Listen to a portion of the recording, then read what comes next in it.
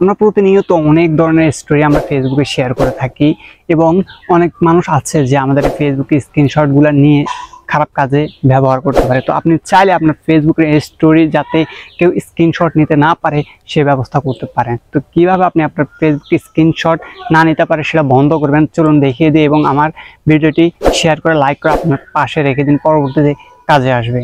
তো এর জন্য আপনি আপনার সর্বপ্রথম ফেসবুকটিকে ওপেন করে নেবেন। ফেসবুকটিকে ওপেন করে নেওয়ার পর আমরা এখানে দেখতে পাচ্ছি একটা থ্রি ডট মেনু আছে, এখানে টাচ করবেন। টাচ করার পরে এখানে আমরা দেখতে পাচ্ছি একটু নিচের দিকে আসলে সেটিংস এন্ড প্রাইভেসি নামে একটা অপশন আছে, জাস্ট এখানে একটা টাচ করবেন। টাচ করার পরে আমরা আবার সেটিংসে চলে যাব। এখানে সেটিংসে চলে যাব।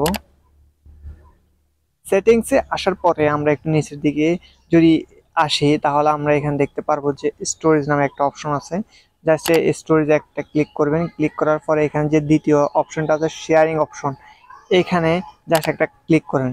ক্লিক করার পর আমরা এখানে দেখতে পারতেছি যে আমাদের এখানে দুটোটা অপশন কি অ্যালো দেওয়া আছে। আমাদের এখানে দুটোটা অপশন অ্যালো দেওয়া আছে। তো আমরা এখানে অ্যালো থেকে জাস্ট ডু নট অ্যালোতে ক্লিক করব। ডু নট অ্যালোতে ক্লিক করলে হয়ে যাবে আমাদের এই কাজটি। ধন্যবাদ।